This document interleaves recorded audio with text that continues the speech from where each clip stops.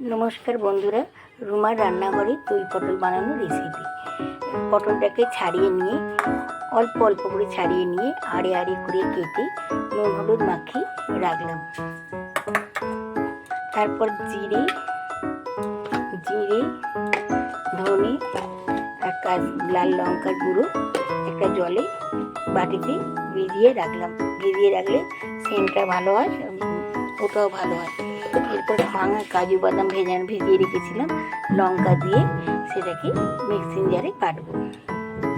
কাজু বাদাম আর লঙ্কার পেস্টটা বানিয়ে নেওয়ার পর 2 টেবিল চামচ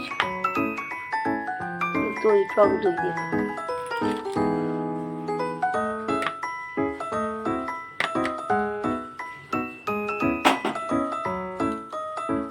দিয়ে আবার পেস্ট করবো।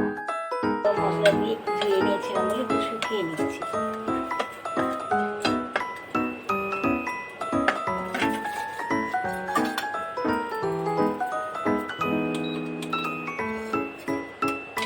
এবার সরষের তেল দিচ্ছি।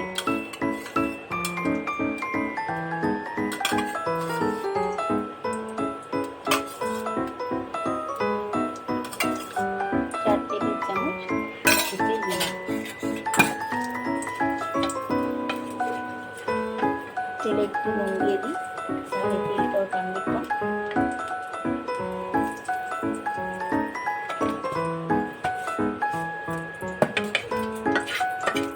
গরম মশলাটা একটু লালচে হলে ভাজতে দিয়ে দেবো।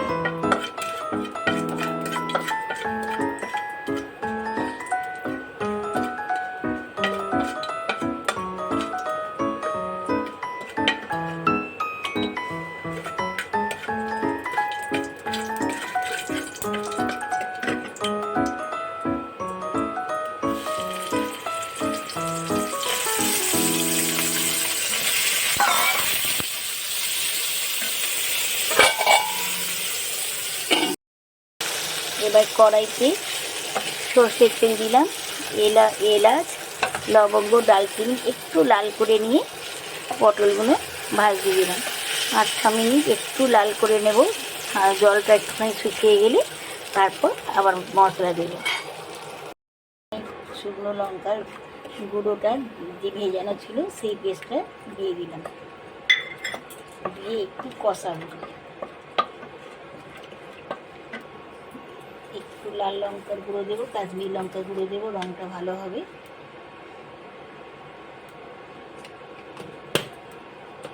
একটু হলুদ দেব,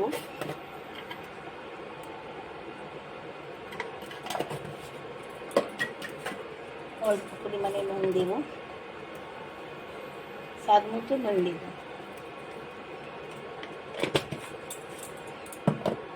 অল্প পরিমাণে চিনি দেব।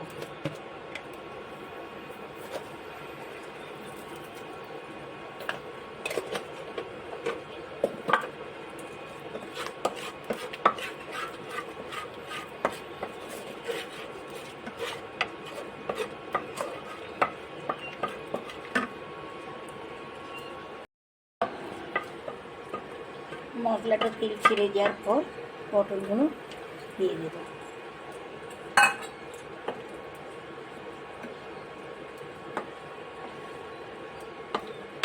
একটু পটলগুলো দিয়ে কষিয়ে নিয়ে একটু গরম জল দেব পটলগুলো সিদ্ধ হওয়ার জন্য। অল্প পরিমাণে জল দেব, আঁচটা সিমে রাখবো, কেন তা নাহলে পুড়ে যাবে। আমি ইন্ডাকশানে আঁচটা 100 রেখেছি, কেন পুড়ে ধরে যাবে। ইন্ডাকশানে আঁচটা আমি একদম সিমে রেখেছি। ইন্ডাকশান স্টোভের আঁচটা আমি সিমে কেটে দিয়ে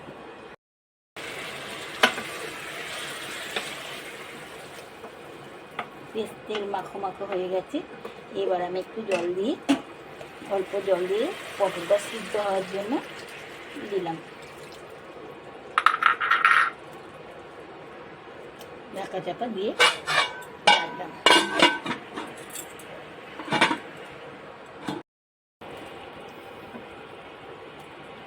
এবার পটলটা সিদ্ধ হয়ে যাওয়ার পরে বেশ মাখো মাখো হয়ে তেল ছেড়ে গেছে, এবার দই, কাজু আর কাঁচা লঙ্কা বাটার পেস্টটা ঢেলে দিলাম।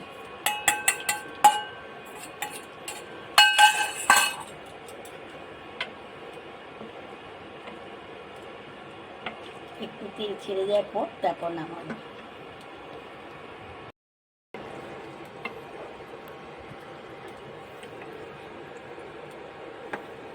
দই পটলের রেসিপি এবার শেষ হলো। এবার পরিবেশন করার পালা। আপনারা সাবস্ক্রাইব করবেন, লাইক করবেন। যত বেশি সাবস্ক্রাইব করবেন, লাইক করবেন, তত আমার নতুন নতুন রেসিপি দেওয়ার আগ্রহ বাড়বে। নমস্কার বন্ধুরা।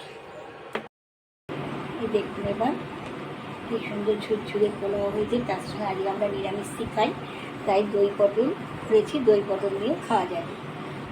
নমস্কার বন্ধুরা, আপনারা সাবস্ক্রাইব করবেন, লাইক করবেন। যত সাবস্ক্রাইব করবেন, লাইক করবেন, তত আমার নতুন নতুন রেসিপি দেওয়ার আগ্রহ বাড়বে।